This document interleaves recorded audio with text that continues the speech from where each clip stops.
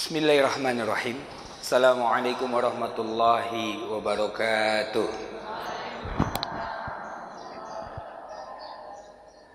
Alhamdulillah. Alhamdulillahil mu'izi aziza wa kullu azizin ya'tazun. Ya aziz faman i'taza bi'izzatihi fahuwa dalilun ala anna Allaha qawiyyun aziz. Salatu wassalamu ala sayyidina Muhammadin al-izzah وعلى آله وأصحابه الذي نعتز بعزة الله أما بعد اللهم لا سهل إلا ما جعلته سهلا وأنت تجعل الحزن إذا شئت سهلا اللهم إنا نسألك حبك وحب من أحبك وحب عمل يقربنا إلى حبك برحمتك يا أرحم الراحمين Amin amin ya rabbal alamin.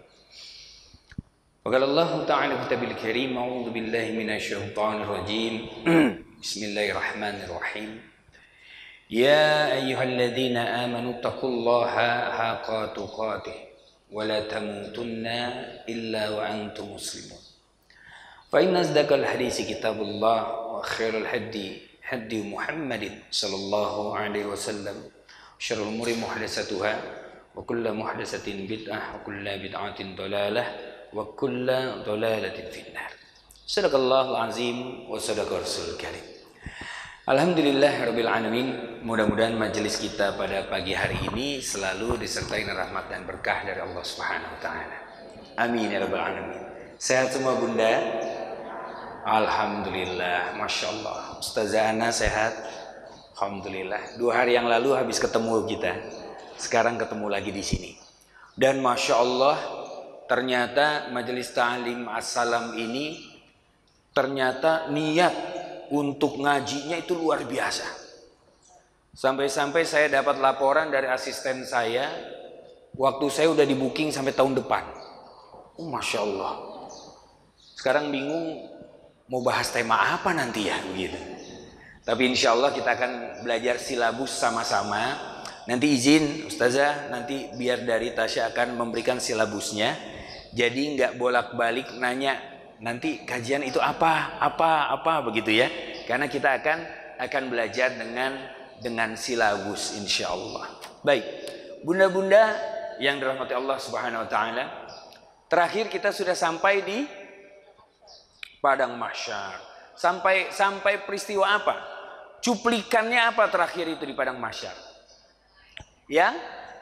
Yang terbang-terbang di atas, ya, yang naik-naik, yang terbang-terbang, yang terbang di atas sampai gelap semuanya, kan sampai di situ kemarin kan? Tiba-tiba ketemu lagi bulan depan, kan gitu ya. Nah, kita masuk sekarang, saat ini, hari ini, detik ini, kita akan menggambarkan dan mengetahui bagaimana yaumul hisab. Saat kemudian Allah Azza wa Jalla memerintahkan kepada malaikat buka pintu hisab. Buka yang namanya yaumul hisab. Dikatakan bahwa apa? Bahwa yauma tubadalul ardi ghairul ard was samawat. Dikatakan bahwa apa? Hari itu akhirnya alam dirubah lagi. Bumi dirubah lagi. Bumi itu ard itu maksudnya alam ya. Itu dirubah lagi. Dari yang tadinya padang mahsyar tiba-tiba sudah berubah lagi penampilannya. Dan saat itu orang-orang melihat banyak sekali yang berterbangan di atas. Gelap sampai atas langit ini gelap semuanya. Apa itu? Burung. Gitu kan? Toir. Ini burung tuh kayaknya. Burung. Subhanallah. Tapi ternyata Bunda, yang berterbangan di atas kepala kita sampai memenuhi langit adalah kitab-kitab catatan amal kita selama di dunia. Mereka berterbangan mencari siapa pemiliknya. Subhanallah. Pada saat itu semua orang akan melihat, ya, semua akan melihat bahwa apa? Ada yang berterbangan. Apa itu? Semua apa? Alzamnahu ta'iru fi unuqih, akan melihat semua itu. Akan menyaksikan. yang nanti kitab ini akan jatuh di tangan dari orang masing-masing yang ada. Ada yang jatuh di tangan kanannya, ada yang jatuh di tangan kirinya, ada yang jatuh di pundaknya, mata. Di mana? Di mana? Belakang, iya. Punuknya di sini kan, punggung. Leher belakang, bagian belakang, ya kan? Jatuh di sana. Siapa mereka itu? Dan nggak bisa. Nanti kita yang nangkep-nangkep, enggak. Dan nggak perlu repot cari buku saya yang mana ya. Karena apa? Dia akan jatuh tepat pada pemiliknya. Subhanallah. Bunda pernah nonton film Harry Potter nggak? Pernah? Ya. Itu kan kalau Harry Potter itu ada burung bawa surat kan? Sret, tiba-tiba suratnya jatuh aja tepat di orang siapa yang akan dikirimin oleh surat itu. Tuh. Harry Potter dapat referensi dari mana tuh? Karena yang lengkap menggambarkan ini Al-Quran. Hadis-hadis kita itu lengkap sekali digambarkan. Itu tandanya apa? Harry Potter aja ngaji bunda. Masa bunda baru tahu sekarang? Harry Potter udah dari kapan-kapan itu kan? Lah, referensi itu kan apa yang dilihat, apa yang didengar, apa yang dirasakan. Kan begitu ya? Kan itu referensi. Pada saat mereka melihat referensi model kayak begini, ya, dari mulai film apa? Saya sempat lihat-lihat film dulu, itu hobinya, memang. Dan pada saat lihat film ternyata terbelalak saya. Ternyata ya orang-orang barat itu membuat film-film yang apa? Yang sudah menggambarkan tentang hari akhir. Contoh satunya adalah apa? Lord of the Ring. Pernah nonton? Lord of the Ring. Itu kan Sauronnya mata satu itu. Ya? Dia sibuk membangun apa? Tiang bangunan-bangunan yang tinggi untuk memancarkan itu energinya semua itu. Dan nantinya apa? Muncullah yang namanya Gandalf. Gandalf itu adalah penyihir yang pakai baju putih-putih. Kalau di situ dibilangnya penyihir, ya. Itu seolah-olah apa? Imam Mahdi yang nanti akan muncul dan menghancurkan Dajjal dan pasukannya. Subhanallah. Itu lihat, mereka ambil referensi dari mana? Dari kita. Kitab kita yang dijadikan referensi, mereka yang bikin film yang bayar kita. Kita yang terbelalak. Hebat ya mereka ya. Bisa kepikiran, mereka enggak kepikiran. Mereka baca dari kita, kita yang nggak baca. Ini dia. Sama Harry Potter juga begitu tuh. Pada saat jebret jatuh suratnya, itu menggambarkan kayak catatan amal yang akan jatuh di tangannya masing-masing. Dan saat jatuh, apa kata Allah? Iqra kitabak. Baca kitabmu. Baca. Karena sudah cukup tuh kitab itu dibaca. Sebetulnya udah nggak perlu ada hisap-hisapan lagi. Karena saking apanya? Saking detilnya. Saking detilnya catatan. Ini ada dalam surat Al-Isra bunda. Digambarkan dalam hal ini ya. Dari mulai ayat belasan tuh 17, 18, 16, 17, 18, 19, 20. Itu menggambarkan hal ini. Sampai-sampai kemudian dikatakan nanti orang-orang berkata, "Ma li hadzal kitab la yughadiru saghiratan ala kabiratan illa ahsaha." Loh, ini kitab apa nih? Kok catatan yang kecil ada, yang besar ada, semuanya lengkap. Bahkan apa? Bahkan yang orang nggak tahu, yang kita lupa, semua ada di situ. Subhanallah. Para ulama mengatakan cukup sebetulnya baca kitab itu aja, kita udah tahu bakalan masuk di mana. Ini dia. Dan pada saat di yaumul hisab, yang pertama kali dihisab adalah apa? Para nabi dan rasul nantinya. Nah, sekarang izin buka Al-Qur'annya di dalam surat Allahumma sholli ala Muhammad. Al-Haqqah kalau kami tidak keliru. Ya. Sebentar, sabar. Al-Haqqah kayaknya. Ya.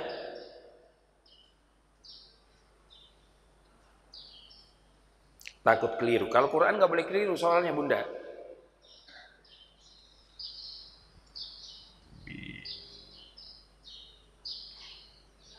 Oke, betul. Al-Haqqah ayat 19.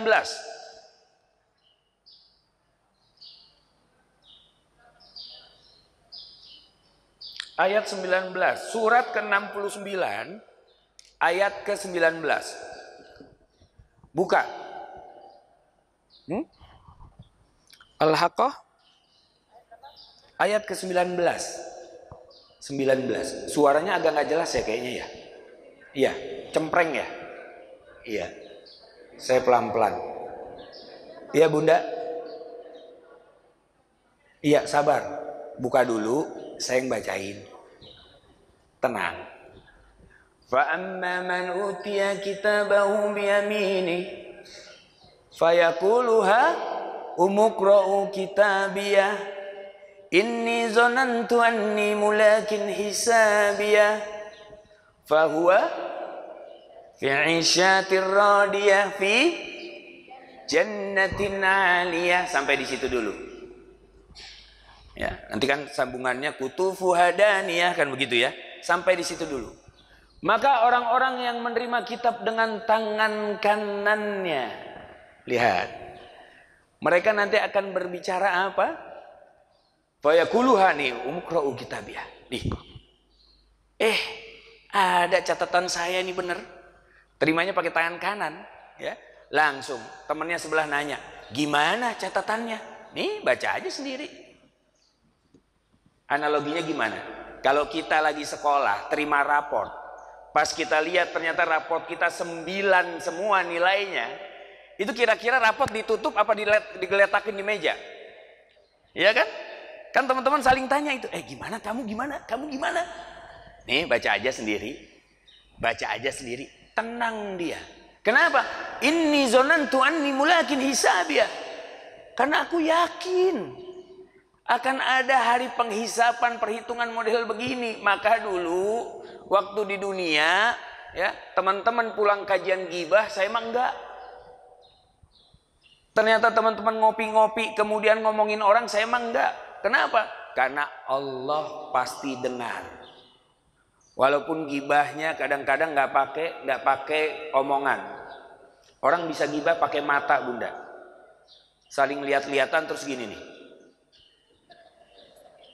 Iya, dan sekarang anak-anak sekarang subhanallah, saya alhamdulillah kemarin baru dapat nih yang namanya apa? Ilmu baru. Jadi kami punya anak di pesantren, yang sekarang di pesantren 2 orang. Ada yang kelas 2 SMA, ya hitungannya ini ya.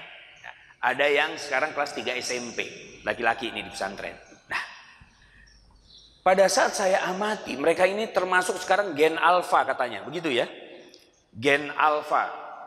Dan ternyata gen alfa itu punya bahasa sendiri, Bunda. Lebih canggih. Kalau dulu zaman saya SMA gitu ya, SMP, kuliah, ada juga bahasanya tuh yang ugu gaga gigi, yang gitu-gitu gitu, ya. Ya kan? Bener gak? Yang tahu berarti umurannya nggak jauh dari saya itu. Ya kan? Yang ada ditambahin apa begitu ya. Yang mainannya masih do mikado SK kan begitu ya. Itu permainan berarti sama tuh. Yang mainnya masih dampu, yang mainnya masih gatrik, yang main takadal kan begitu ya. Nah, itu kan kita ada bahasanya masing-masing. Bahasa sebelumnya ada juga, bahasa prokemnya ibu saya, bapak saya mungkin gitu ya. Itu ada. Bilang uang doku kan begitu kan? Itu kan bahasanya mereka itu. Bahasa yang terus kemudian dibalik-balik. Ada kan begitu kan? Ya. Kalau Bunda SMA di SMA 70 itu ada bahasa yang dibalik itu, Bunda. Ya. Nggak ngerti, tidak ngerti kadit itreng. Tuh begitu tuh. Dibalik, bener nggak? Benar. Nah, alhamdulillah. Ternyata sekarang gen alfa punya bahasa. Dan mereka kalau mau ngomong pakai bahasa mereka akan lakukan ini dulu nih. Dia lihat temennya, saling lihat-lihatan, dia gini.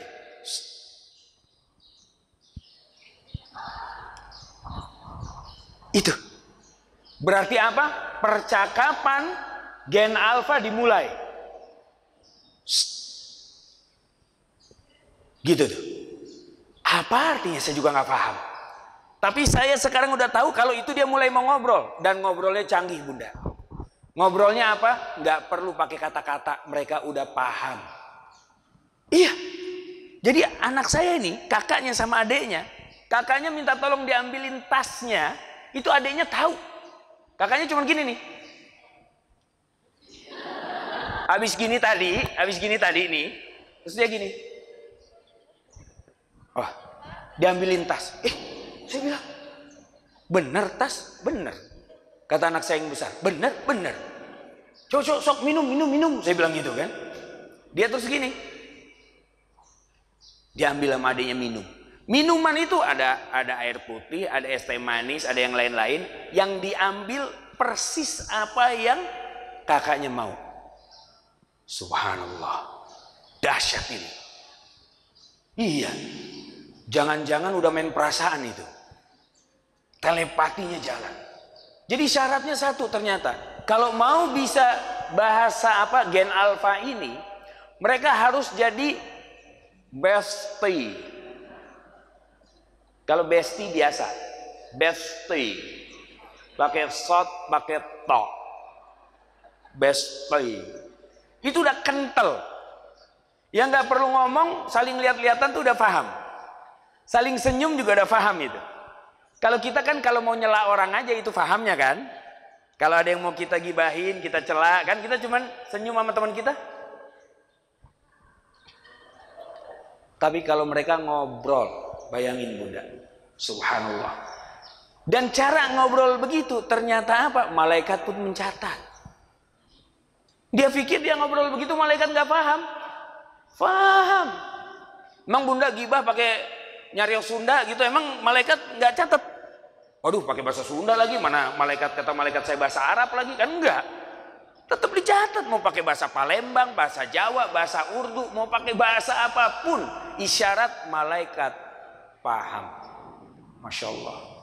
Lihat itu. Namun bagi orang-orang yang dia yakin menjaga dirinya, lisannya, perbuatannya, maka dia tidak akan ada kekhawatiran. Mereka akan menerima kitab dengan tangan kanannya. Dan dia katakan apa? Ini zonantu anni mulakin hisabiyah. Aku yakin akan ada penghisapan model begini. Maka kata Allah apa? Fahuwa fi 'isyatir radiyah. Maka mereka itu berada di dalam ridhonya Allah. Fi jannatin aliyah. Tempatnya udah pasti di surga. Kutufuha daniyah. Nah, di dalam surga ternyata dikatakan buah-buahannya dekat Bunda. Maksudnya apa buah-buahannya dekat? Coba lihat di terjemahan itu kan, yang buah-buahannya dekat. Betul? Betul ya? Takutnya saya salah lagi. Benar ya? Buah-buahannya dekat. Maksudnya itu bagaimana? Maksudnya bagaimana? Nah, jadi begini. Kalau kita di depan ada pohon duren, kita mau ngambil, durennya lagi berbuah. Untuk bisa ngambil durennya, menikmatin durennya, caranya gimana? Manjat satu. Yang kedua, sodok. Ya kan? Yang ketiga, sambit. Kan begitu ya? Ada macam-macam tuh. Tapi perlu ada effort atau ada usaha yang keras untuk itu. Makin tinggi pohonnya, usahanya makin sulit pastinya. Nah, kalau di surga nanti, ini kita lagi lihat nih, duren nih. Ya kan? Duren, pohonnya nunduk. Jadi Bunda nggak usah gerakin badan tuh. Maka kalau magernya nanti aja di akhirat. Di dunia jangan mager. Di dunia jangan mager, karena mager itu nanti ada. Duduk kayak gini, duren tuh, set, gak capek ngambil, tek, musangking. Kita lihat ada burung, lagi terbang-terbang, wih burung nih. Enak nih kalau sambal hijau, cabai hijau nih. Baru ngucap, jatuh di depan kita burungnya. Pak, udah siap mateng cabai hijau. Subhanallah. Nggak perlu masak. Karena surga itu nggak ada api. Kalau mau minta api ke sebelah. Ada pernah bapak-bapak, geng-geng ahli hisab itu nanya gitu. Ustadz, di surga itu kan katanya semua ada. Ada. Rokok ada juga dong rokok buat yang ngerokok nih. Ada, saya bilang begitu. Dia bilang, wah ada tuh ada tuh, katanya begitu kan. Ada, cuman apinya nggak ada. Kalau mau minta api, ya mampir dulu ke sebelah. Karena surga nggak ada api. adem, tenang, Masya Allah. Lihat itu. Bagi orang-orang yang terima kitab dengan tangan kanan. Lanjutkan ayatnya kemudian. Amma man utiya kitabahu bishimali. Dan orang-orang yang kemudian menerima kitab dengan tangan kirinya, dia akan mengatakan, lah, lam uta kitabiyah, ini apa nih kitab ini? Walam adri ma hisabiyah, ya laitaha kanatil qadiyah. Wahai Tuhanku, ini kitab apa? Saya nggak tahu nih bakal ada yang namanya apa hisab model begini, nggak tahu. Ya Allah, udah deh, kalau udah mati aja, nggak usah dibangkit-bangkitin lagi. Subhanallah. Bahkan dalam ayat lain dikatakan, dalam ayat lain Allah berfirman apa? Dikatakan, ya laitani kuntu turoba. Wahai Allah, jadikan kami itu debu aja udah. Kalau udah mati, itu jadi debu aja, udah jangan dibangkit-bangkitkan. Karena apa? Karena mereka melihat ada yang dihisap, saat dihisap jadi debu. Kita akan bahas nanti insya Allah. Ya. Nah, tapi kemudian ada yang menerima kitab di punggung atau leher, punggung leher, punuk mah onta ya. Iya, ya sinilah kira-kira itu. Apa namanya? Teing. Ya. Pada saat dia jatuh di sini, sama Allah langsung dikalungkan di lehernya. Siapa mereka itu? Mereka adalah orang-orang yang munafik. Subhanallah. Munafik itu bukan orang kafir, Bunda. Wah, dia mau udah kafir, munafik lagi. Ya kafir mah kafir aja. Kalau kafir udah pasti munafik. Bisa dipahami ya?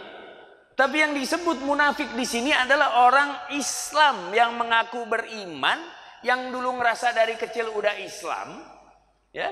Tapi kemudian apa? Kemudian dia malah memusuhi saudara seimannya.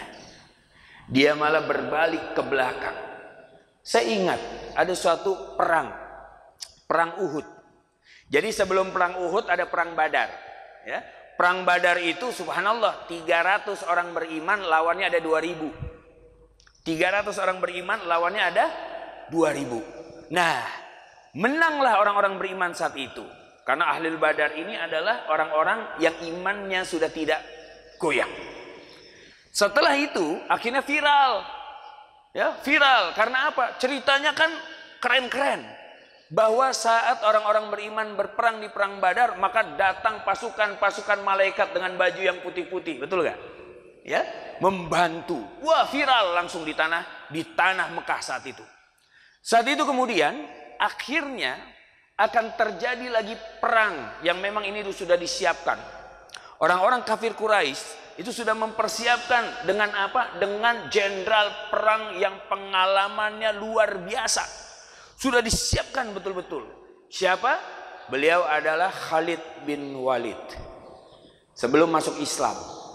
Khalid bin Walid ini jenderal perang yang luar biasa, yang saat perang Uhud itu menjadi musuhnya orang-orang mukmin saat itu.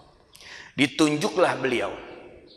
Saat ditunjuk beliau, pasukan dari orang-orang kafir Quraisy jumlahnya ada sekitar 10.000 pasukan. Subhanallah. Orang mukmin karena menang di perang Badar akhirnya apa? Naik namanya. Dari hanya 300 akhirnya orang-orang mukmin itu perang datang dengan apa? Dengan berjumlah sekitar 2000 pasukan. 2000 pasukan, 300 pasukan perang Badar, ya. Kemudian ada 1000 orang-orang yang apa? Orang-orang yang menjadi penggembira. Penggembira itu apa? Yang ikut-ikutan perang cuman untuk membuktikan, wah nanti mau ada malaikat nih. Yuk kita buktiin. Kalau menang kita lanjut, kalau kalah kita pulang. Itu penggembira kan begitu ya? Ya. Nah, terus diantaranya ada juga 700 orang-orang munafik. Lihat itu. 700 orang-orang munafik. Mereka pada saat mau perang sengaja nanti kita udah di tengah jalan, udah mau perang, kita balik. Kenapa? Biarin, kalau mereka kalah kan kita nggak ikut-ikutan dan pasti akan kalah. Lihat tuh bahayanya orang munafik, Bunda. Ya kan? Munafik, nauzubillah. Dia akan terima kalung buku catatan di belakang punggung, kemudian dikalungkan di lehernya. Pada saat buku catatan sudah diterima oleh semua orang yang saat itu hadir di yaumul hisab, maka dimulailah dibuka yang namanya yaumul hisab. Mulai perhitungan. Yang pertama kali dihisab adalah para nabi dan rasul. Allah berfirman, wahai para nabi dan rasul, majulah kalian. Maka para nabi dan rasul dari mulai Nabi Adam alaihissalam sampai Rasulullah SAW itu maju ke depan. Ternyata nggak hanya sekedar maju, tiba-tiba diangkat mereka ke atas sama Allah. Deng. Sehingga apa? Orang dari ujung timur sampai ujung barat itu melihat semua. Melihat semua. Karena orang kalau yang di belakang bisa nggak kelihatan. Kalau hanya suruh maju ke depan. Tapi diangkat oleh Allah semua melihat. Dan para nabi dan rasul saat itu dalam keadaan menunduk, Bunda. Ketakutan di hadapan Allah. Ketakutan. Ketakutan kenapa? Kita sudah belajar kemarin kan? Saat Nabi Adam dimintai tolong, Nabi Adam bilang apa? Nafsi, nafsi, nafsi. Kan judul kajian kita yang kemarin nafsi, nafsi itu sebetulnya. Nafsi, nafsi. Nabi Nuh nafsi, nafsi. Nabi Musa nafsi, nafsi. Terus sampai Nabi Isa alaihissalam nafsi, nafsi. Semua takut karena apa? Mereka mengatakan, nih hari ini Allah lagi murka-murkanya kepada kami. Takut dalam keadaan ketakutan, namun mereka adalah para nabi dan rasul, kekasihnya Allah. Saat itu Allah kemudian memerintahkan kepada Nabi Adam dan menyapa Nabi Adam alaihissalam. Wahai Adam, sesungguhnya engkau pernah berdosa. Namun kemudian aku berikan engkau kalimat untuk menghapuskan dosa-dosa dan kekeliruanmu. Kalimatnya apa? Rabbana dhallamna anfusana dan seterusnya. Maka tidak ada dosa bagi Nabi Adam alaihissalam. Bagi para nabi dan rasul nggak ada dosa. Karena mereka itu semua adalah apa? Semua orang-orang yang maksum, dijaga dari dosa. Pada saat keliru langsung diluruskan sama Allah. Keliru diluruskan. Hatta Rasulullah SAW pernah mengambil keputusan yang keliru. Bukan salah ya. Keliru sama salah itu beda. Kalau salah mutlak itu. Kadang dia tahu, kadang dia enggak. Tapi kalau keliru itu ya ternyata berbeda dengan apa yang diinginkan oleh Allah Subhanahu wa taala. Maka Allah luruskan. Saat apa? Saat Rasulullah sedang berdakwah kepada 4 pemuka Quraisy, tiba-tiba ada Ibnu Ummi Maktum, orang yang buta, mendatangi Rasulullah. Ya Rasulullah, ya Rasulullah, aku mau bertanya. Padahal Rasulullah lagi apa? Lagi nyeramahin 4 orang pentolan ini, ya. Dengan harapan 4 orang ini diceramahin, kalau berubah nanti yang belakang ikut. Pasukannya, pengikutnya pasti akan berubah juga. Datang ini Ibnu Ummi Maktum. Ya Rasulullah, ya Rasulullah, ya Rasulullah, aku mau nanya. Rasulullah berubah wajahnya. Pada saat melihat berubah. Ternyata orangnya buta. Tapi mukanya udah masam duluan. Abasa wa tawalla an ja'ahul a'ma. Ya kan? Kata Allah, ada yang bermuka masam tuh. Abus tuh apa? Abasa wa tawalla. Abus tuh gini. Ngerenyit. Walaupun ngerenyitnya nggak sejelek saya tadi ya. Ngerenyitnya dikit aja. Orang yang kenapa sih gitu kali, ya? Abus itu namanya abus. Mengerenyitkan dahi. Saat beliau mengerenyitkan, Allah tegur langsung. Ada yang bermuka masam nih, kata Allah. Allah padahal bisa mengatakan, Muhammad, kan begitu kan? Ini enggak. Dengan orang ketiga seolah-olah ini Allah lagi negur orang lain. Ada yang bermuka masam. Anja'ahul a'ma. Saat ada seseorang al-a'ma. Al-a'ma itu orang yang buta. Menghampirinya. Mendatanginya untuk bertanya tentang perkara-perkara dirinya. Subhanallah. Dalam hati Rasulullah. Ini ayat negur saya kayaknya ini. Apakah saat itu Rasulullah kemudian benci nggak kepada Ibnu Ummi Maktum? Marah nggak? Kita nih, kalau gara-gara ada seseorang kita jadi dimarahin sama bos, kira-kira kita jadi sebel nggak sama itu orang? Sebel. Tapi Rasulullah enggak. Bahkan setiap bertemu dengan Ibnu Ummi Maktum, ya, kalau Ibnu Ummi Maktum datang, Rasulullah lagi ada ta'lim, kemudian beliau mengucapkan salam, Assalamualaikum. Ya namanya orang buta kan nggak ngeliat, ya kan? Assalamualaikum. Waalaikumsalam, kata Rasulullah. Kata Rasulullah, inilah orang yang gara-gara dia Allah menegur aku. Sini saudaraku. Masya Allah. Disambut. Nah ini nih, orang yang gara-gara dia nih Allah negur saya. Nggak malu Rasulullah salah. Lah sekarang kenapa ustadz, ustazah, kiai, ulama pada saat melakukan kesalahan terus nggak mau minta maaf, nggak mau ngaku, nggak mau kelihatan bahwa dia pun adalah seorang yang bisa salah. Lah kalau kita keliru yang mengatakan, kita katakan saya keliru, maaf. Ternyata nggak seperti ini, biasa.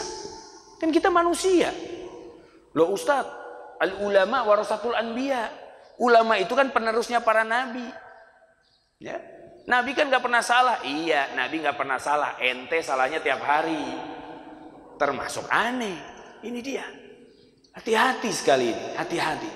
Karena orang-orang yang pertama kali dicampakkan wajahnya ke dalam neraka adalah ulama. Salah satu golongan ulama. Subhanallah. Nih, yang kalau saya belum jadi ulama, alhamdulillah nih. Berarti itu hadis bukan buat saya kayaknya, insya Allah. Ulama itu di Indonesia ini bunda, di Indonesia yang bisa dikatakan ulama itu hanya sedikit. Seluruh dunia pun sedikit. Selebihnya apa? Ustadz, dai, kiai, selebihnya itu. Ulama beda, nggak bisa disamakan. Nah kita kembali lagi. Saat kemudian apa? Para nabi dan rasul dihisab, maka kemudian Allah berfirman, memerintahkan kepada Nabi Adam alaihissalam. Wahai Adam alaihissalam, aku perintahkan kepada dirimu saat ini untuk memilih satu dari 1000 orang keturunanmu, masukkanlah dia ke dalam surga. Masya Allah. 1 dari 1000, ya kan? Keturunannya Adam alaihissalam. Kita termasuk keturunannya bukan? Ya. Jadi per 1000 ada 1, per 1000 ada 1, per 1000 ada 1. Itu Nabi Adam akan memilih seperti itu. Saat mendengarkan hadis ini, sahabat bertanya kepada Rasulullah SAW, ya Rasulullah, gimana caranya Nabi Adam itu milih? Manusia sebegitu banyaknya, terus cara milihnya gimana? Sementara kan Nabi Adam gak kenal nih sama penerus-penerusnya, cucu cicitnya yang lain-lain itu. Kata Rasulullah, mudah bagi Adam. Bagaimana ya Rasulullah? Bagaikan memilih satu kuda putih di kalangan kuda-kuda yang berwarna hitam. Masya Allah. Karena apa?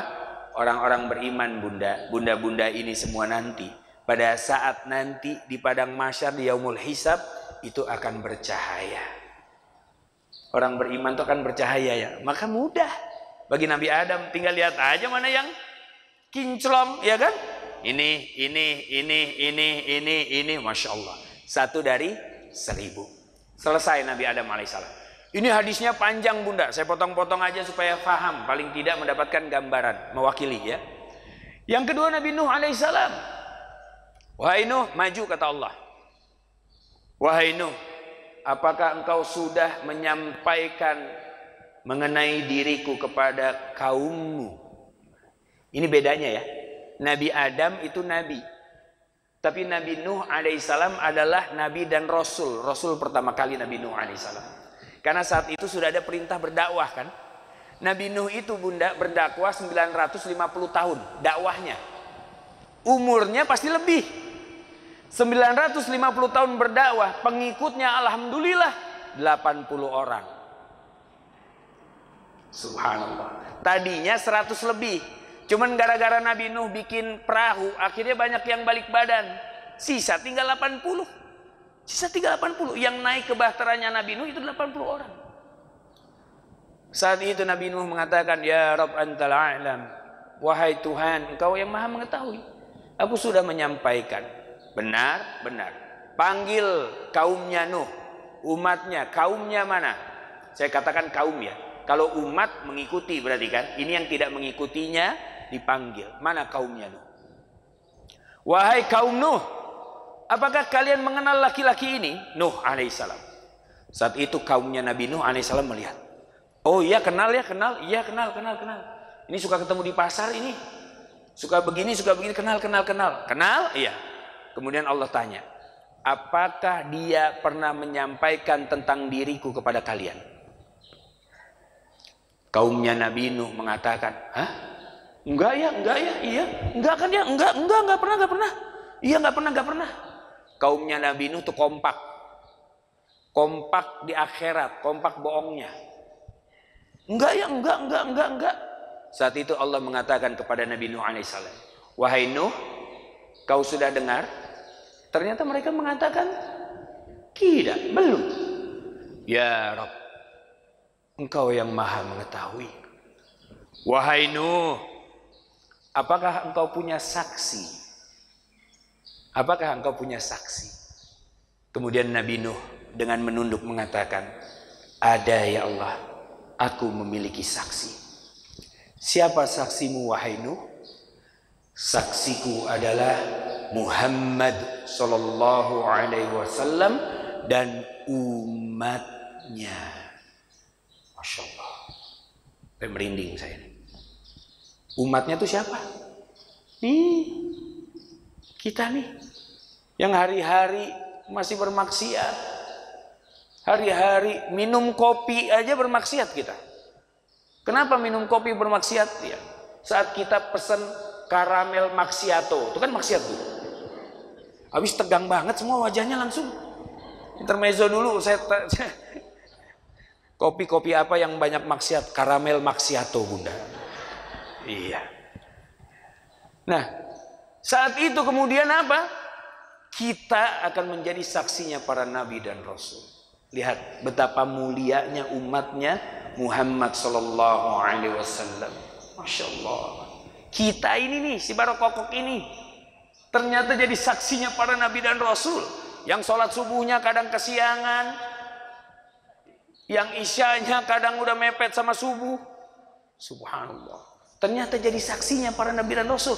Karena kita umatnya dari seseorang yang paling mulia. Ini dia.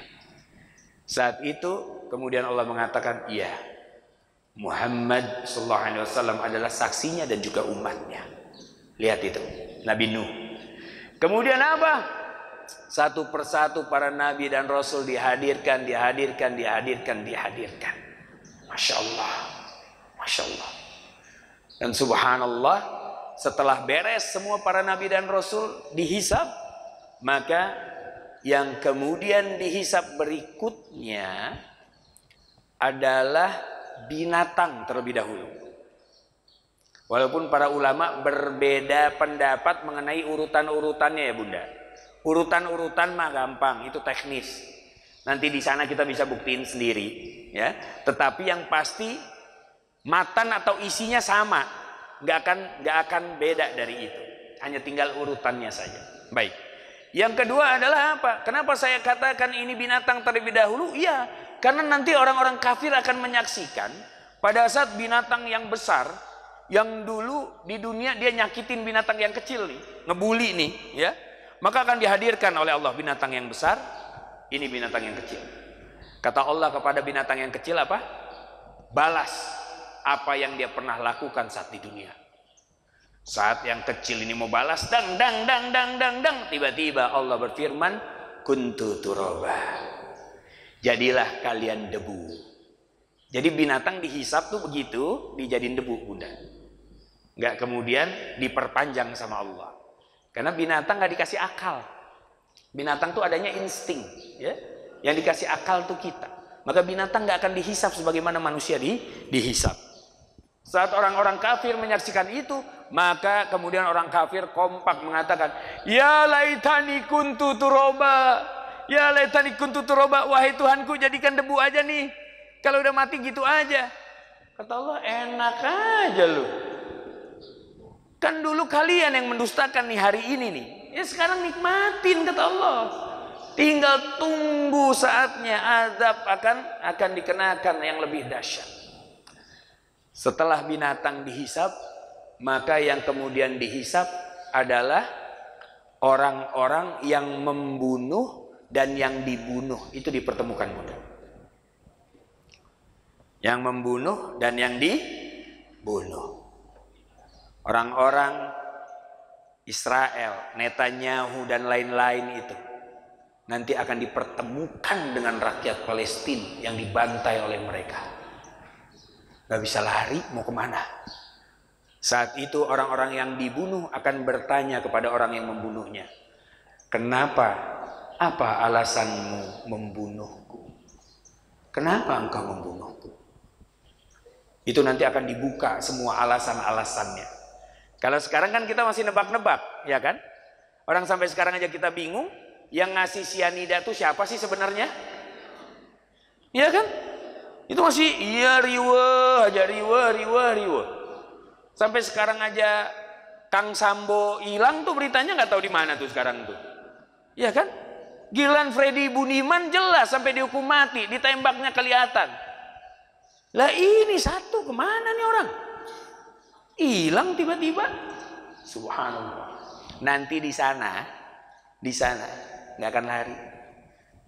Nanti Brigadir Yosua akan mengatakan, ini kenapa kamu bunuh saya? Gara-gara ini. Orang nggak bisa berkata bohong, semua akan berbicara nanti. Subhanallah. Orang yang membunuh dengan yang dibunuh.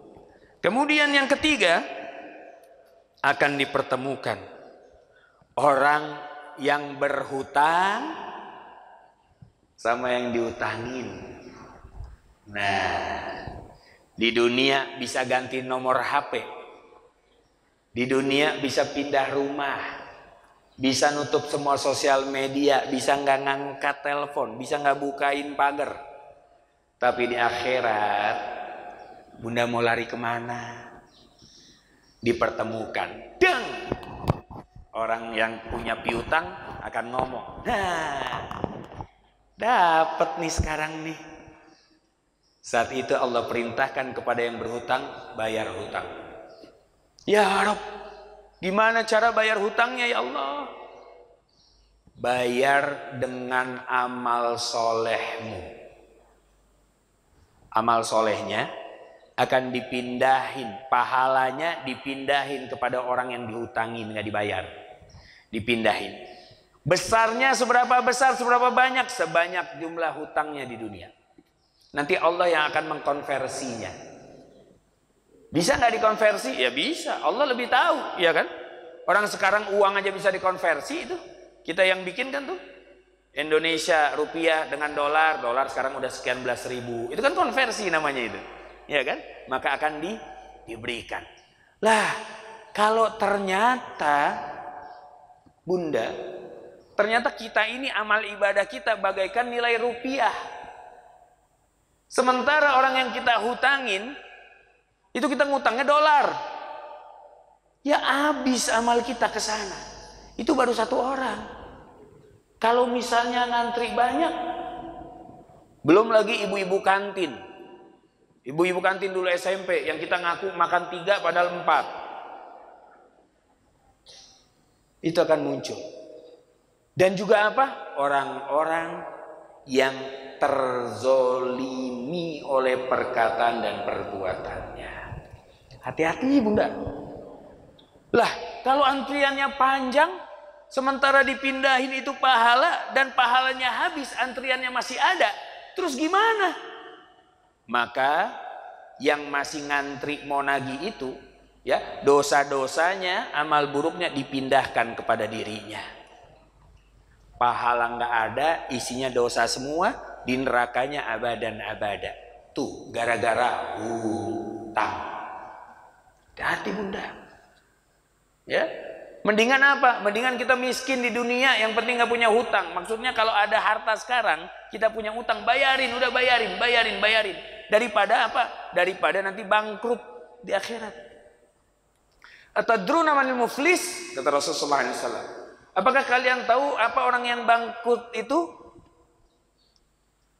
Ya Rasulullah, orang yang bangkrut itu adalah orang yang modalnya lebih kecil, atau apa, keuntungannya lebih kecil daripada modalnya. Bukan, kata Rasulullah. Orang yang bangkrut itu adalah orang-orang yang pada saat dia diamul hisab, datang di hadapan Allah membawa pahala sebesar gunung, tiba-tiba kemudian habis, tidak berbekas. Gara-gara apa? Tuh, nyaur utang di dunia, kabur-kaburan.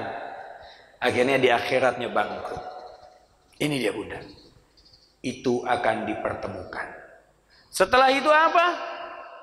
Setelah itu akan ada yang namanya pengadilan keluarga. Lihat. Sifat pengadilan Allah itu adlut tammah. Keadilan yang sempurna. Nggak kayak pengadilan di dunia. Pengadilan di dunia itu adalah masih bisa di bengkok-bengkokan, ya, tergantung siapa yang mampu aja. Ya. Kalau yang nggak mampu udah pasti kena maksimal. Kalau yang nggak mampu jangankan maksimal, nggak kena hukuman aja bisa, ya. Tapi nanti di akhirat enggak. Pengadilan Allah itu pengadilan yang sempurna. Nggak akan Allah zalim sama hambanya. Saat itu dihadirkan suami, istri, kemudian apa? Anak-anaknya. Lihat. Pada saat istrinya mau dihisab oleh Allah, maka suaminya ditanya terlebih dahulu. Ini pegang baik-baik bunda nih. Yang masih suka kalau sama suami, suaranya oktavnya masih ketinggian. Bun, buatin teh dong. Habis ngaji capek lagi. Bun, kacamata di mana? Cari sendiri. Makanya, oh, subhanallah. Nauzubillah. Pengajian sebelah bunda, di sini mah enggak kayaknya. Kelihatan wajahnya adalah solehah semua insyaallah. Ya. Pada saat istri mau dihisab, suami dihadirkan dan Allah tanya kepada suaminya, wahai fulan, apakah engkau ridho kepada istrimu? Apakah engkau ridho kepada istrimu? Yang ditanya itu dulu bunda. Bunda belum dihitung nih ngaji-ngaji nih. Sehari bisa 3 kali pengajian, tadarusan segala macam. Belum dihitung, belum. Sholatnya belum dihitung, belum. Yang pertama kali Allah tanya, wahai suaminya, ridho nggak sama istrinya? Buat suami-suami yang tekanan batin saat ini nih, sama bunda-bunda, hati-hati. Di sana langsung dia ngomong, tiba saatnya nih, kena nih hari ini nih, dendam kesumat. Karena apa? Dulu untuk dia geser aja dia nggak berani. Sampai ada anekdot. Ini intermezzo aja ya, intermezzo. Jadi ada perkumpulan RT. Pada saat perkumpulan RT, ya, kemudian dikatakan oleh Pak RT-nya, bagi suami-suami yang takut sama istri, pindah ke sebelah kiri ya. Itu dari seluruhnya, semuanya hampir pindah semuanya bunda. Sebelah kiri. Yang nyisa cuma 1 orang. Pada saat 1 orang ini diam aja, yang lain-lain langsung bilang, wah hebat. Kata Pak RT, hebat kamu.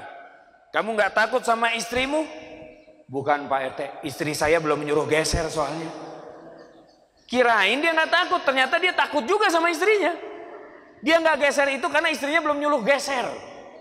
Subhanallah. Nanti di akhirat bunda, lihat itu. Maka contohlah istrinya Imam Ahmad ibn Hanbal, salah satunya ya. Kalau contoh para umul mukminin itu kayaknya kejauhan untuk bunda raih. Ya. Tapi kan kalau istrinya Imam Ahmad, ya itu sekitar tahun 200 Hijriah, dekat-dekat lah sama tahun kita, ya kan? Beda 1200 tahun doang itu. Ya. Saat itu lihat Imam Ahmad pada saat menikah dengan istrinya, itu Imam Ahmad dipilihkan oleh pamannya, tapi dipilihkannya begini. Dikirimlah bibinya ke sana karena ada kakak adik. Kakak adik cewek dua-duanya, wanita dua-duanya. Yang satu cantik, yang satu wajahnya biasa aja. Yang satu cantik, yang satu biasa aja. Nah, saat bibinya ke sana melihat, kemudian bibinya laporan. Yang satu cantik, yang satu biasa aja. Yang cantik apa yang dia lakukan? Kebiasaannya. Yang biasa aja yang dia lakukan kebiasaannya apa? Akhirnya dilihat lagi. Yang cantik ini kebiasaannya adalah merias diri. Sementara yang biasa aja kebiasaannya adalah apa? Membaca Quran. Ya, kemudian belajar hadis, Masya Allah. Maka Imam Ahmad kemudian langsung memilih yang wajahnya biasa saja. Pada saat dipilih menjadi istri, dan mereka berumah tangga 20 tahun Bunda. 20 tahun berumah tangga, istrinya wafat duluan. Istrinya wafat duluan. Selama 20 tahun berumah tangga, ya, mereka tidak pernah berkelahi, nggak pernah berantem, nggak pernah marah-marahan. Masya Allah. Sampai-sampai saat istrinya wafat, di samping kuburannya, saat semua orang sudah tidak ada, Imam Ahmad kemudian mengatakan, "Ya Rob, ya Allah, saksikanlah aku ridha kepada istriku ya Allah. Aku ridha kepada dirinya ya Allah. Aku ridha kepada dirinya ya Allah." Masya Allah. Itu surganya jalan tol Bun. Karena nanti Bunda pada saat mau dihisab, ya, Allah tanya, "Wahai suaminya, apakah engkau ridho kepada istrimu?" Suami menjawab, "Hamba ridho ya Allah." Benar, hamba ridho. Ya udah, jalan istrinya. Udah, Bunda dihisabnya gitu doang. Masya Allah. Asal suaminya ridho. Pulang dari sini langsung pada cium tangan. "Assalamualaikum sayang. Mau apa?" Masya Allah. Yang biasanya enggak, pijitin segala macam. Waduh. Kata suaminya, "Hebat nih majelis talim assalam nih." Iya, ngaji di mana ini? Itu tanggal. Itu kalau suaminya sadar. Ada juga yang pulang begini kata suaminya, "Bun, ruqyah Bun." Kesambet apa ini begini? Ya. Ridha, ridha, ridha, ridha. Karena ridha suami itulah yang menjadi ridhonya Allah. Nah, Bunda mumpung masih hidup, ya, taatilah suami. Selama dia tidak memerintahkan Bunda untuk berbuat maksiat. Jangan mengatakan, "Ah Ustaz, suami saya males-malesan orangnya. Suka marah-marah lagi. Udah gitu sholatnya juga masih belang-belentong." Tapi kan dia nggak menyuruh Bunda untuk maksiat. Yang bermaksiat kan dia. Dia yang bertanggung jawab di hadapan Allah. Suami, apa bisa model jalan tol begini? Enggak. Kata suami, "Lah, istri saya udah, saya juga udah." Belum. Kamu di sini pertanggungjawabkan dulu semuanya itu. Itu istri beli jilbab, uangnya dari mana? Istri makan, makanannya dari mana? Itu anak-anak pakai sepatu, sepatunya dari mana? Kamu cari uang dari mana? Kau belanjakan apa? Semua ditanya suami, Bun, ya Allah. Istri yang solehah akan masuk surga lebih dulu daripada suami yang soleh. Saya nih, ya, alhamdulillah capek-capek kajian, dakwah di mana-mana. Yang masuk surga duluan istri saya. Dari mana-mana, kalau misalnya pulang ke rumah dapat hadiah, kalau saya buka hadiahnya, jilbab, kain, selendang, yang ceramah saya. Yang dapat istri. Istri mengatakan, "Ya, rezeki istri soleha." Masya Allah. Dan betul, kalau dia soleha, dia akan masuk surga lebih dulu. Berapa lama jaraknya? 4.000 tahun. Bunda masuk surga 4.000 tahun duluan. Di surga udah enak-enak, hisab nggak menegangkan. Suami menegangkan. Makanya kasihan Bun sama suami Bun. Udah mah di dunia ditekan, di akhirat nanti sampai rumah nih, ya, bukannya dia minta maaf sama suaminya, "Pak, sini, ridho sama aku ya." Awas nggak ridho ya. Subhanallah. Suami 4.000 tahun kemudian dengan tertatih-tatih. Subhanallah. Sementara yang ditanyain sama Bunda, "Ustaz, Itu suami enak banget. Kalau masuk surga dapat bidadari-bidadari ya Ustadz ya. Emang kalau kita nggak dapat bidadara-bidadara? Lihat tuh. Bunda, suami masuk surga memang betul. Disambut para bidadari-bidadari yang cantik. Yang matanya bagaikan apa namanya? Pearl. Pearl itu apa namanya? Mutiara. Saya susah bahasa Indonesia emang. Mutiara. Dan pandangannya tidak pernah memandang kepada laki-laki yang lain kecuali kepada siapa yang ditugaskannya. Bunda yang udah 4.000 tahun masuk surga duluan, kadang-kadang mata masih suka ngelirik kemana-mana. Lewat depan cowok ganteng di mall, ih cakep banget tuh cowok, cakep, ya Allah, ya Allah, ya Allah. Lihat bintang Korea, Vincenzo lah, Love Next Door lah yang baru nih. Subhanallah, yang ketawa tahu tuh, nonton berarti. Itu dilihat. Nanti bidadari-bidadari itu betul menyambut suaminya, betul Bunda.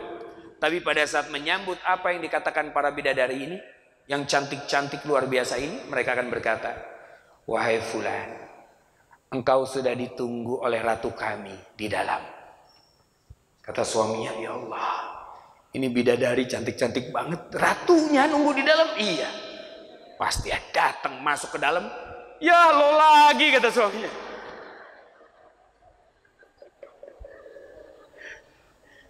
Dan ternyata Bunda jangan insecure. Jangan ngerasa terus kemudian nggak pede. Kenapa? Karena Bunda semua nantinya akan menjadi ratunya para bidadari. Ratu itu pasti lebih cantik dari dayang-dayang. Bayangin itu. Bunda akan jauh lebih cantik dari para bidadari. Pulang ke rumah jangan ngaca, nggak kebayang sekarang, nggak kebayang. Walaupun udah di make up removal lah, exfoliating, deep cleansing, kayak toner lah. Sekarang di Saudi, subhanallah, wanita-wanitanya udah mulai nggak pakai jilbab. Di Mekah kelihatan nggak pakai jilbab, Madinah kelihatan. Udah gitu pernah, kemarin kami dengan para masyaikh dari Ummul Qura, dari Mekah, kita lagi makan di satu mat'am, restoran lah ya. Kita lagi makan, tiba-tiba di dalam cekikikan. Cewek-cewek Bun, berlima. Bunda pakai jilbab rapi-rapi ini selendang doang dia, Mekah.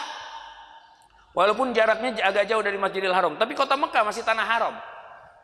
Di dalam cekikikan. Terus nyedot sisa, tahu kan? Yang begitu itu. Pas keluar saya lihat, subhanallah, bibirnya jeding semua Bun. Lima-limanya bibirnya gini. Di apa namanya? Filler. Tahu kan di filler? Iya, bukan yang ya kayak dientuk tawon gitu tuh. Gitu kan? Gede gitu ya. Lima-limanya begitu. Saya bilang tuh, lihat tuh. Cewek kebanyakan sisa azabnya jadi begitu, saya bilang. Bibirnya begitu, udah disuntik-suntik, subhanallah. Dia pikir dia akan cantik seperti itu, enggak. Nah Bunda nanti tiap hari akan jauh lebih cantik, jauh lebih cantik, jauh lebih cantik. Maka sekarang di dunia gak usah repot-repot, perawatan dokter Eva, dokter RH, segala macem, gak usah repot. Karena makin lama pasti kita makin keriput, makin tua. Yang ada tinggal sisa-sisa kecantikan. Cantiknya udah hilang. Ada sisa-sisanya. Sisa tuh sedikit. Nggak akan balik kayak dulu lagi. Kapan balik kayak dulu lagi? Nanti.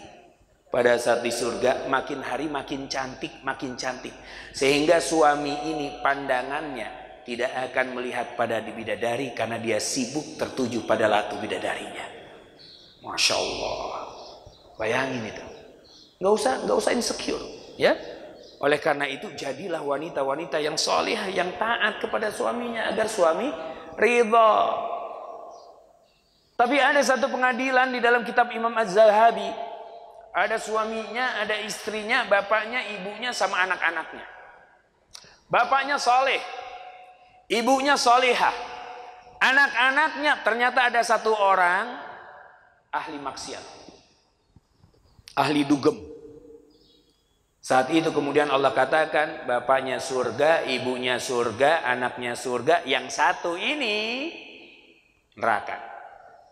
Tapi ingat, pengadilan Allah adalah keadilan yang sempurna. Saat itu Allah bertanya kepada semuanya, apakah kalian ridho? Tuh, Allah tuh hebat banget, Masya Allah. Apakah kalian ridho? Padahal Allah tinggal masukin terserah Allah kan. Tapi ini enggak. Allah mengajarkan ketawaduan. Allah mengajarkan yang namanya apa? Mengajarkan kebijaksanaan. Apakah ridho semuanya? Satu orang ini anaknya mengatakan, ya Rob, hamba enggak ridho. Si Barokokok satu nih, hamba enggak ridho. Kenapa engkau tidak ridho? Kata Allah, bukankah aku ini, anak ini adalah amanat tertinggi yang diberikan kepada orang tuanya? Betul, kata Allah. Ayah hamba soleh-soleh sendirian, ibu hamba soleha sendirian. Hamba pulang malam nggak dibangunin sholat subuh, diemin aja. Ngaji cuma didatengin guru ngaji sebentar, habis itu udah ibu bapak hamba nggak ngajarin. Maka akhirnya hamba memilih teman-teman yang salah, yang keliru. Hamba nggak ridho, ya Allah. Hamba nggak ridho. Apakah engkau ada saksi? Ada, ya Allah. Dipanggil mbaknya, dipanggil tetangganya, dipanggil adik kakaknya. Yang apa? Ternyata ibu bapaknya membedakan ini antara adik kakaknya dengan dirinya. Akhirnya dia merasa terasingkan. Akhirnya dia milih di luar. Dia nggak ridho di hadapan Allah. Pada saat itu maka apa keputusan Allah? Baik, kalau begitu masukkan terlebih dahulu bapak dan ibunya ke dalam neraka untuk menemani anaknya yang satu ini. Bunda soleha, cuman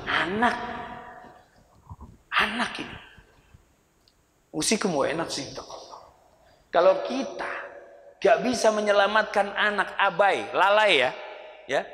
Beda cerita kalau anaknya emang keblinger, ini beda cerita. Udah mah kita datengin guru ngajinya dilempar bangku misalnya begitu. Ya udah kita sekolahin baik-baik, udah kita kasih apa-apa, ternyata dia tetap aja begitu, begini, maka nanti saksi-saksi akan memberatkan dia. Tapi kalau bunda pilih kasih, ayahanda pilih kasih terhadap anak, hati-hati. Ini akan merusak mental mereka. Ya, akan membuat mereka ini akhirnya apa? Bisa depresi, bisa lain-lain. Kuncinya di kita. Karena kita orang tua adalah bendanya, anak-anak bayangannya. Dan bun, nanti dihisap. Kita capek-capek, bukan berarti habis ini jadi nggak ngaji. Jangan keliru itu ya. Jangan sampai capek-capek ngaji, tapi ngaji ini kemudian tidak disampaikan kepada anak-anaknya. Kalau nyampaikan harus sabar dalam menyampaikan. Kita bisa soleh model segini, ini umur kita udah berapa?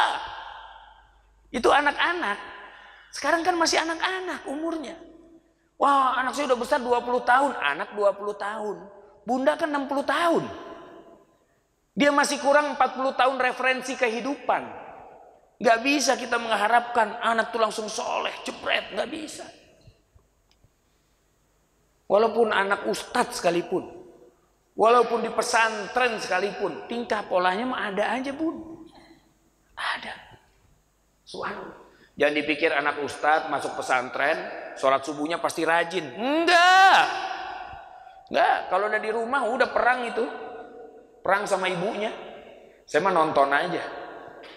Kata ibunya, ya Allah ini anak-anak di pesantren diajarin apa sih? Saya bilang, ya di pesantren kan dibangunin. Sini bangunin juga. Ya kamu dong bangunin. Ya enggak dong. Kan kita bagi tugas. Ayah itu tugasnya untuk jadi temennya anak-anak. Kalau bunda tugasnya emang jadi musuhnya anak-anak itu. Jadi ngomel polisinya anak-anak. Maka kerjasama yang baik gak apa-apa. Karena kan bunda perlu mengeluarkan kata-kata sehari itu bisa 50.000 kata kan. Ya, itu jadi ngomel itu bunda butuh. Kebutuhan itu namanya. Ya. Tapi kalau ngomelnya diganti dengan ngomel yang syar'i itu keren loh bun. Masya Allah, astagfirullah, subhanallah, naudzubillah, summa naudzubillah. Wahai anakku sayang, naudzubillah ya Allah. Seandainya engkau tahu bagaimana engkau nanti durhaka kepada orang tuamu, astagfirullah. Ini syar'i. Jangan teriak-teriak.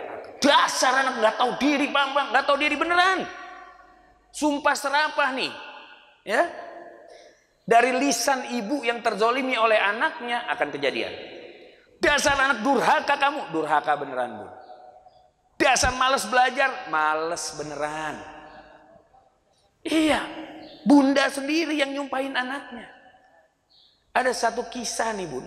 Bukan zaman Nabi, bukan zaman Rasul. Ini zaman sekarang. Ini ada seorang ibu. Masak capek-capek. Karena akan menyambut tamu yang banyak. Ya, setelah masak, itu hidangan udah disiapin ini. Nah, pakai sutranya di bawah dari ujung sampai ujung. Ibunya ganti baju, siap-siap nyambut tamu. Anaknya dari luar ngambil pasir.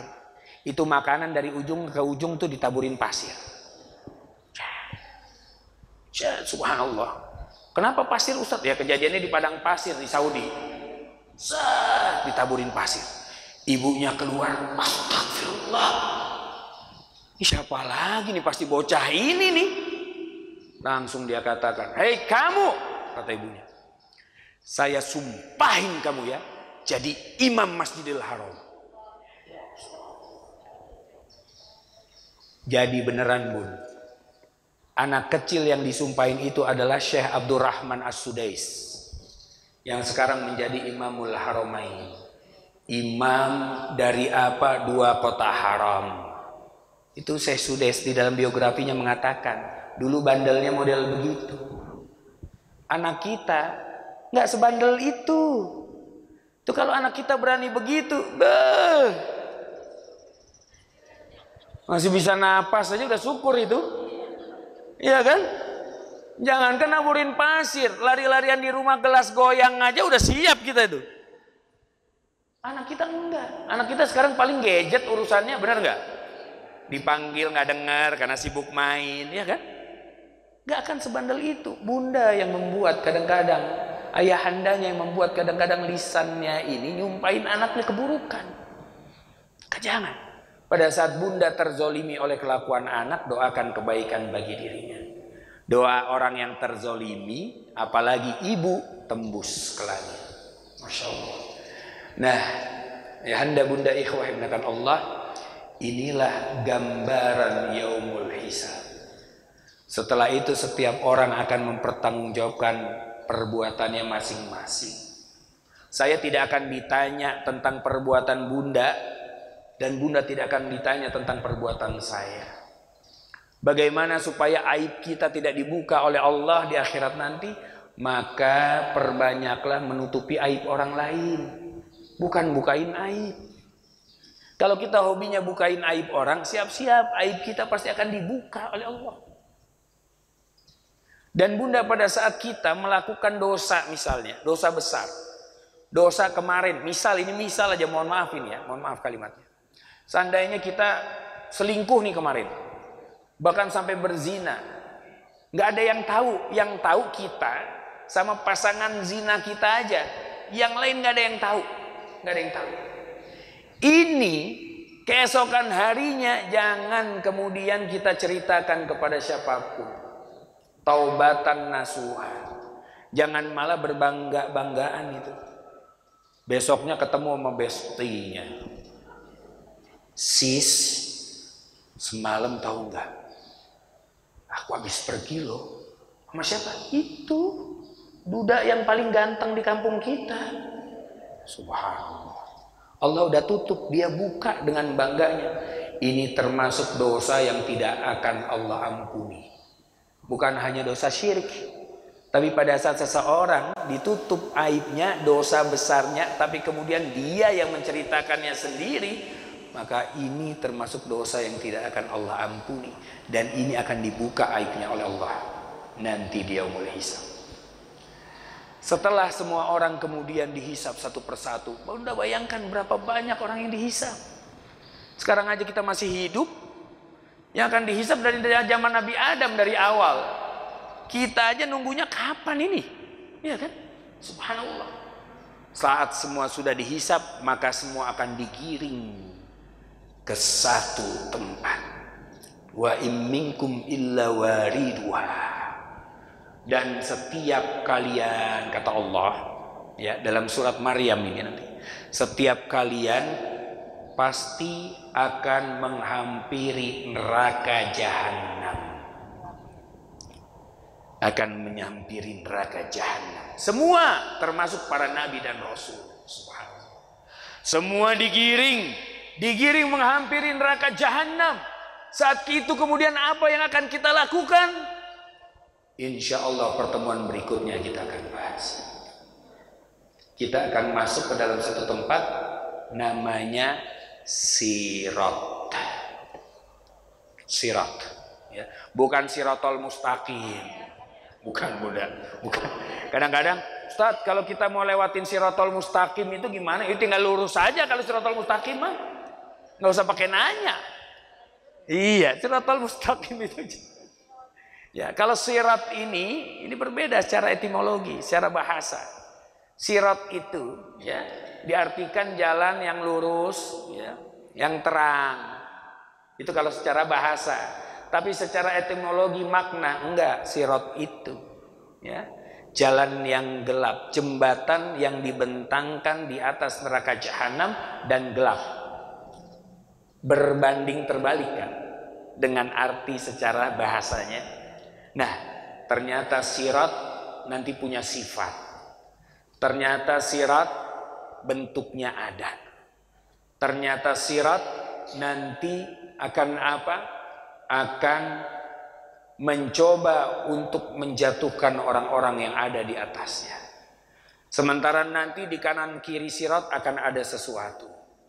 Sementara nanti sirat itu punya sifat jalanannya seperti apa.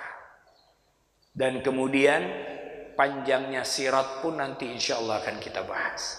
Insya Allah. Ada orang-orang dan bermacam-macam jenis orang yang melewati sirat itu nanti. Insya Allah pertemuan berikutnya kita akan bahas mengenai apa? Mengenai, langsung aja kita tentukan nih temanya ya Bun ya. Mengenai huru hara sirat. Wah, subhanallah. Huru hara, karena memang huru hara Bun nanti Bun. Benar. Huru hara nanti akan di sana. Terjadi huru hara sirat. Nanti seperti apa? Itu mengerikan sekali. Saya mau tanya, di masjid ini ada infokus nggak sih? Ada ya? Waduh, harusnya dari awal kajian live after death kita pakai infokus Bunda. Karena saya biasanya ada materinya, nggak apa-apa. Next pertemuan, Nyun Sewu minta tolong disiapkan infokusnya, ya. Nanti saya akan tampilkan. Karena saya udah buat itu materi dari mulai mukadimah sampai surga. Dan tinggal Bunda tinggal lihat. Oh, dalil-dalilnya ini, urutannya begini. Gak apa-apa, nanti saya akan bagikan ya. Nanti pertemuan berikutnya kita akan lihatin dari awal secara cepat supaya nyambung ya. Nanti baru pada saat siratnya kita bahas. Kita bahas secara mendalam. Begitu ya? Baik. Mungkin ini saja yang bisa kami sampaikan dulu pada pertemuan kali ini. Mudah-mudahan apa yang disampaikan bisa dicerna dengan baik dan bermanfaat. Mohon maaf apabila ada kata-kata yang kurang berkenan. Mohon dibukakan pintu maaf yang sebesar-besarnya. Jazakumullah khair ala husni istimaikum. Lakum minni al-hubbu wa du'a. Assalamualaikum warahmatullahi wabarakatuh.